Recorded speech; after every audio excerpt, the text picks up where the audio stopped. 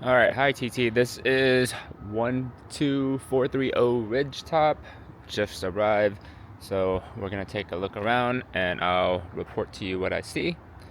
First of all, a quick view of the neighborhood. It's pretty quiet. You can hear the highway off in that direction, but it's very manageable. The lawn looks decent. I don't really see any deferred maintenance. There's a little bit of clover in the grass, but it's whatever. Um, they do have a built flower bed, so you can tell they put at least some effort into it, but I think this is all done for staging because it all looks very fresh. So, coming into the main house, your vent for your laundry exhaust is right at your front porch, which is kind of annoying because it'll spit lint out uh, on your entryway. I've already seen some signs of deferred maintenance. The Ring doorbell is missing, but at least the hard wires are still there, so you can attach a new one. Um, yeah, not a good first impression. You do have a little bit of foundation movement here. Okay, coming into the main house. It's dark. The ceilings are super low. I can almost touch it. But they did spend a lot of money on real hardwood. This is hand scraped hardwood, nailed down, which is interesting because this probably cost a ton of money. I don't know why you would put it in a house of this caliber. Instead of doing, for example, new countertops, new cabinets, more functional things. Kitchen itself, small. The island is offset, but the tiles are already popping off. I feel like this was a rental before, because it just feels kind of falling apart. Okay, oven, yeah, you can definitely tell this is the condition of the house previously. They did some make ready to put it on the market. I see remnants of deferred maintenance. Single basin 36-inch. Is this gunite for the sink? You have your original super old dishwasher. GFCI is tripped and it does not. Oh, there you go. It resets. You have a lot of windows here, but they don't really do much. The house feels really dark. And also, this real hardwood adds like an extra inch or two of height. So it really raises you up off the ground, and it may seem like a small amount, but it gets you just an inch or two closer to the ceiling. It feels really claustrophobic in here. This is interesting. This is not how you're supposed to run a wire up to your TV. But whatever. Okay, let's go down left side. Left of the hallway, you have a coat closet. You have a AC. It looks very original. It's a Carrier, but I mean, this thing looks pretty old. Let's see how well they maintain the house. Whew, look at this thing, dirty, completely caked in dust. Not a good sign. You know what? I'm gonna do them a favor, and I am going to change their air filter for them because I don't want their AC to fail, or their compressor to get overloaded and fail. You're welcome, homeowner. I got you. Okay. Laundry, it's small, it's rectangular. There is a drop down. Oh, it's not. I thought it was built in, but they just screwed it to the wall. Nothing much to report on there. Okay, hall bath, double vanities, original cabinets, original top. The shower Looks decent. You can see not much mold or mildew or anything, so pretty clean. Faucet's pretty clean, although original. Walking around the house, I don't really feel any signs of foundation problems or cracks. It was just that one pop in the brick outside in the front porch. Yeah, but it's also hard to tell because I feel like this paint is new or maybe newer. So that could mask a lot of recent drywall repair if there were cracks inside the house. You do have, kids being kids, which also leads me to believe that this was a rental house at some point.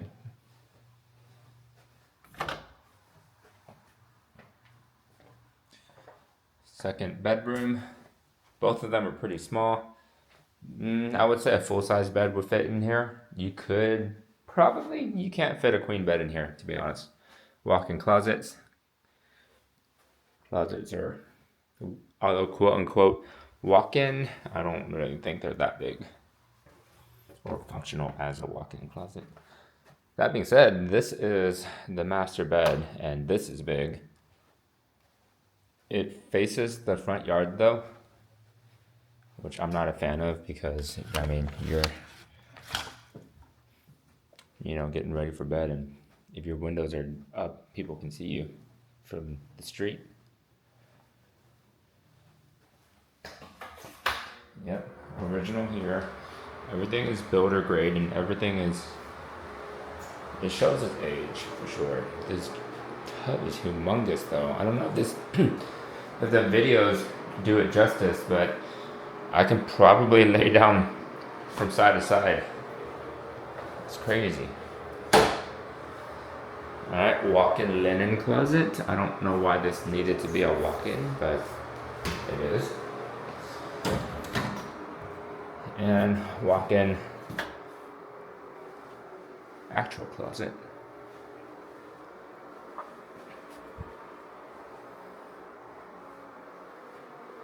It's modest.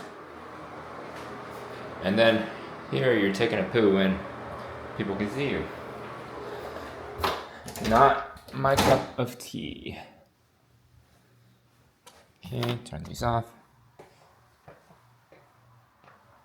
Okay, so we're gonna go down the right side so that get your bearings. This is the living room again. You got double doors. So this is, I guess, an office. There's one window. There's no closet. So it can't technically be a bedroom. So yeah, 3 beds and an office, a study. Okay, pitch black garage. Oh man, where's the light? You have shelving for your workbench. You have a nice hole in the wall. Original electric panel, but these are newer. These are very new breakers, actually. Interesting. Wonder what happened there that required new breakers. All right. You have a 2018 water heater with a pressure relief valve replaced about 2 years ago. Which is, if you're wondering, this is a pressure relief valve. If this thing gets clogged or something and it overloads, that relief valve would trip and it will let out all the built up gas so that the tank or the water heater doesn't become a time bomb and blow up on you. So very important to have a pressure relief valve. It's crazy that they didn't have one before. Okay, we are now in the alley. This is a rear facing garage. So you get to your garage by going in from here or way down there. I don't know if you can see it, but it's a pretty far drive to get to the back. The driveway itself is short, it's very shallow, and it's very steep. If you have a really low sports car or something, it's not going to fit, or it's going to scrape coming up. I'm not a fan of these. I like more flat driveways just because you can park outside and your stuff doesn't roll. You can see here, this gutter is eating away because it's dumping all of this water and it's not getting caught by this thing because this thing is not in the right place. So it's just eroding away and it's taking the driveway with it. Realistically, what needs to happen is these gutters need to be tied in underground, dug, and then have a downspout way down there so that the water bypasses all of this and it just dumps into the alley without taking all the grass and dirt with it. You kind of have the same issue here. You can see where it's an issue because there's moss growing around this downspout. That's a very evident sign of standing water. And the same thing needs to happen here. These gutters just need to be dug or tied into a pipe that's dug underground that just dumps out further down there. Or to just extend this a little bit somehow and then just let the driveway wash it down. But whenever you have it sitting on bare dirt right here, that's when it starts to cause issues. Okay, wow. So this is the patio here. Pretty big, you can fit my finger through it. When they built this patio, they didn't use rebar. So there's nothing structurally tying it together. And over time, the weight of the concrete just causes it to crack and separate. And eventually, if you wait, another 5 years or so, this thing is just gonna slowly start to separate out. And then they laid pavers here, and these pavers are kind of uneven. You can definitely see it here. And that's just what happens because it's not supported by anything, and so they're just kind of floating on top of the dirt, and that's what happens. All right, fence itself, it's a very short fence. I can probably stand next to it and look over the fence into the neighbor's yard. But it's old, but there's nothing leaning, nothing broken, nothing crooked. It could just use a pressure wash and a stain, to be honest with you. And you should stain these fences like every 5 years or so, because if you don't, then moisture can get into the fibers of the wood and deteriorate it. But if you do stain it, it seals the wood for another couple of years. It's just homeowner maintenance that extends the life of the fence, because if you were to replace the fence, that's, for a fence of this size, it'd be like $8,000. Not cheap. Okay, so hopefully you got the size of the yard. It's all right. It's quite basic.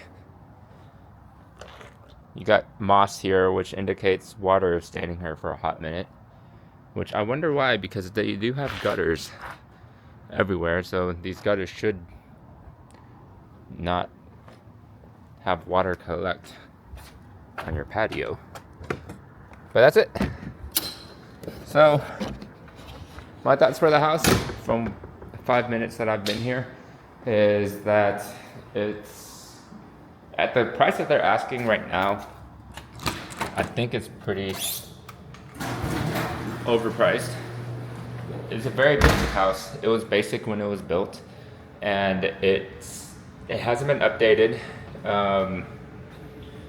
And I have suspicions that it was a rental. So, as you know, tenants probably don't take the most